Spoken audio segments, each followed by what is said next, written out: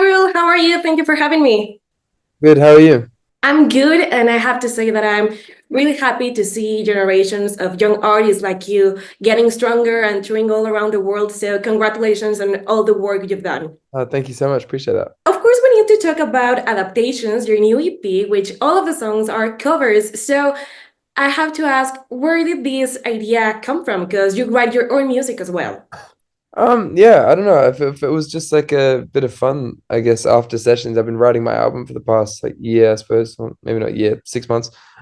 And I after sessions I would go with my producer and I would just be like, let's just record a cover for fun that I really love. And so yeah, we just did that for a while and then we just started producing them up a little bit and then finishing them. And we're like, oh, this is kind of fun just as an exercise to see what my voice sounds good on and what voice, what production sounds good in my voice. And um, yeah, it was just a little kind of exercise. And then we ended up finishing these songs being like, oh, we're actually really proud of these. Like maybe we should try and put these out. And then Kiss Me kind of came along as the first song, and we're like, okay, well, this was super easy to finish. It's just a ballad, and it felt so great on my voice. I was like, let's put it out. And yeah, we finished the rest of the songs. And I think while I've been writing my EP, it was just a kind of a fun thing to have in the background.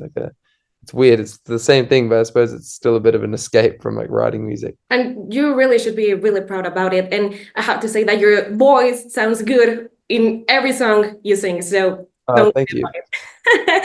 And I think it's a big challenge to honor other songs and make them a bit. And especially with Kiss Me, you did it so beautifully. Find it difficult to do it, or maybe I think you are showing these classics to younger generations. Do you feel Yeah, that? yeah.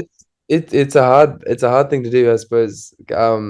Making sure a cover is you know done justice. So I feel like especially if you're bringing it to like a new era and there's these people who would hold these songs so dear to their heart, especially these older songs. And if you don't do it justice and you're just giving it to a new generation, they could get very offended and yeah, they're upset, to be honest, if you get it wrong. So I I feel like, yeah, we spent a lot of time on just trying to strike the balance, keeping the same emotion, keeping the same attention of the original, but just adding my own kind of flavor and version of that. So yeah, just we needed to keep it a little safe.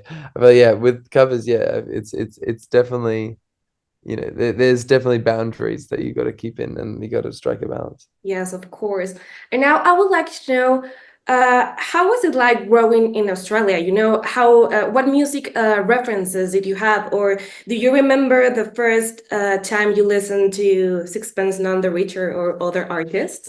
Yeah, I mean, yeah, growing up in Australia, it was like the same sort of thing. I mean, my parents would only really play soul and jazz around the house, so that's kind of what I grew up on. But I mean, when I feel like even 90s music I didn't really find until I was like 17. Like I feel like I didn't really get into it. I was always just like it was either soul, jazz, or um Oh, as a kid. And as I got a little bit older, I kind of found, Sixpence and Radiohead even, or just like kind of more 90s bands. And I kind of fell in love with that era of music a lot. So yeah, I feel like I need to bring it back a little bit. and do you still reference to those artists nowadays, or do you have any other influences right now? Yeah, I mean, I think all those artists are still I'm referencing even subconsciously because it's just so embedded in my music kind of makeup. So yeah, I feel like I've been referencing a lot of 80s and 90s kind of pop for this next project. And you know what? I think you have like all the vibe from the 80s, like your style and the way your dress. I think you have like an old soul in a young body. Yeah, maybe. Hey, and I don't mean to cause any anxiety or something, but how do you see yourself in the future? What do you want to be doing?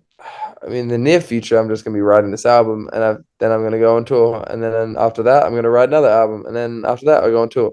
I feel like that's kind of how I want to plan out my life now, just kind of year on, year off, which I think is the best way to do it. I think that's like, and I think it's kind of what everyone really does. It's just all like the stuff in between you got to figure out.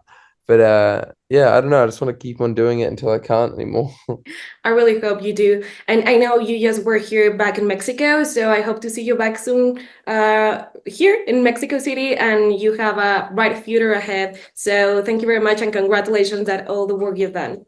Thank you. Yeah, I can't wait to come back with the new project, Mexico. I love playing in Mexico. The crowd's always been amazing. Food's great, people great. It's the best. Thank you, Ruel. Have a nice day. Bye.